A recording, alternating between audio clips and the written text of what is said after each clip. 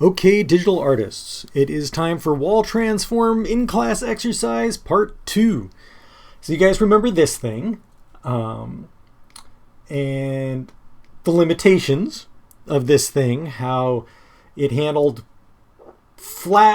perfectly flat things just fine, but anything with some dimension, like this pot here, didn't work so great.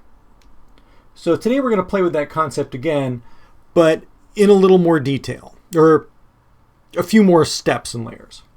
So I'm going to have my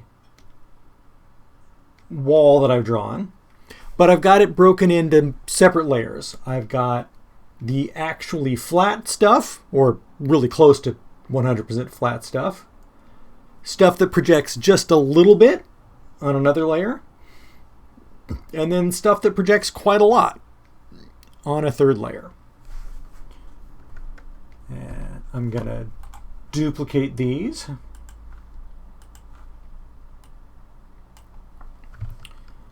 And I'm going to transform them.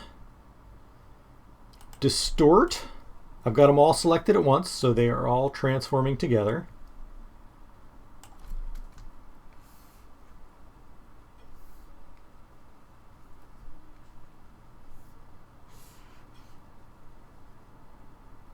All right, they might not work perfectly. I might go back and redo a layer or two, but in case it works great, let's do it this way. All right, so there we go. We've got our 3 layers transformed, and like we said, it doesn't work. That fence is just stupid.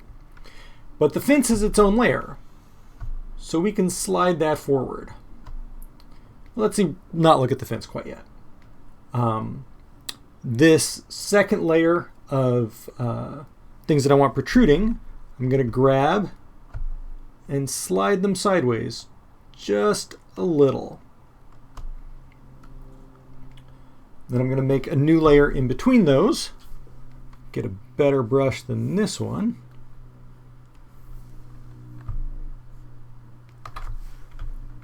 And I'm going to connect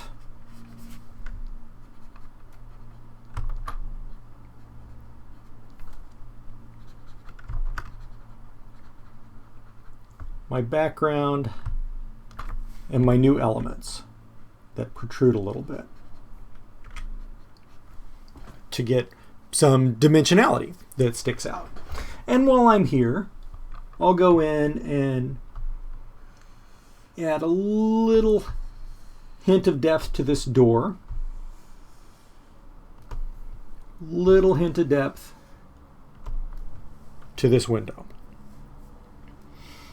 All right, now this white rectangle, I want to make a box that sticks out of the wall fairly far, and I want it to, agree with the perspective of the space. I don't want this to go straight sideways. I want it to recede towards that vanishing point.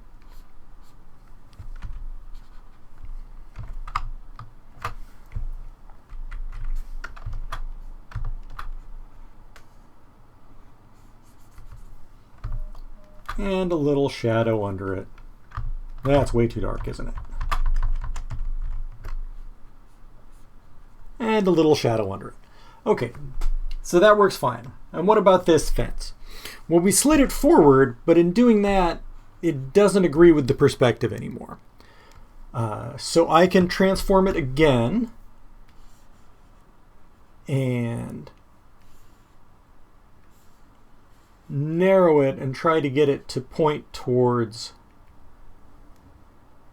the vanishing point. And if I like that, great. And if it doesn't quite work, well, let's go grab the original copy of the fence again.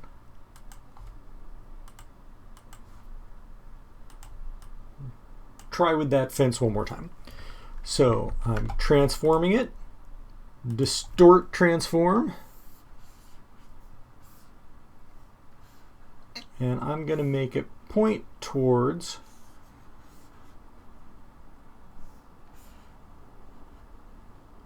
my vanishing point more convincingly than it was before. What do we think? That's a little too close. We want a little more space between it and in the house. Yeah. About like that.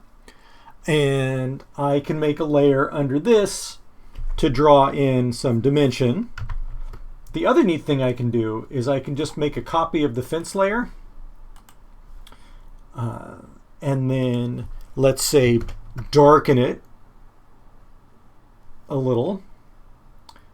Put it behind the first one and just slide it to the side just a little. And it will, let me zoom in, give me the illusion of thickness. You see where it falls apart at the top, but that's easier to fix than doing the whole thing.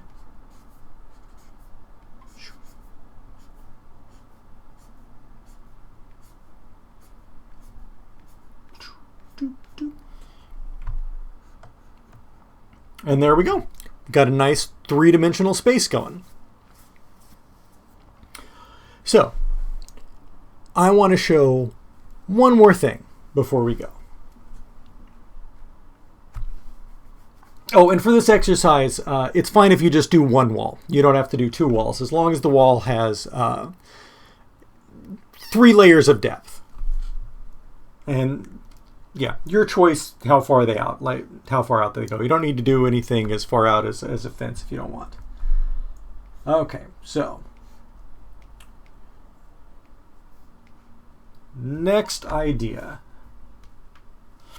We're going to have a cylinder. And I could draw this freehand, but instead I'm going to use the marquee tool, and there's my top of my cylinder, and I'm going to just duplicate it.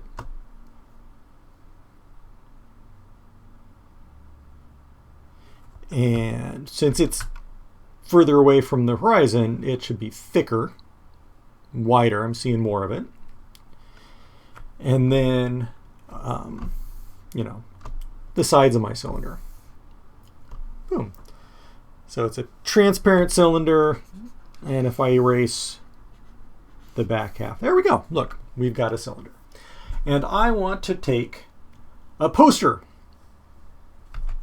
and put it on the cylinder. So I'm making a copy of it, make it a little bigger, and we can start with our distort again. But then we're going to go to warp transform, this little guy up at the top, the mesh warp. And we're going to use that. More curvature at the bottom, further away from the horizon. Less curvature at the top, closer to the horizon. Boom! And it's wrapped around a cylinder. Or, and that works in Photoshop and Procreate. This next one is Photoshop only, I'm afraid. So I've got my poster, and this side's going to be closer than that side, so I'm doing a little flat perspective. And then I'm going to go to my mesh warp, but instead of the custom do it by hand, there's a little pull down that says arch. And I'm going to use that to get me most of the way. It'll affect the whole poster much more consistently than the doing it by hand custom warp. And then once I get that more or less in place, then I can go back to custom and fine tune that bottom edge or that top edge wherever it didn't work. Boom, and we're done. All right, so that's two things. You've got wrap around a cylinder using the warp transform, and you've got build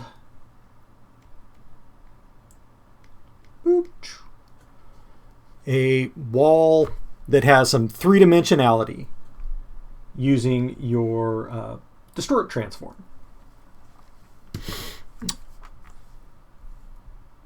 Good luck. Have fun. Look forward to seeing what you put together.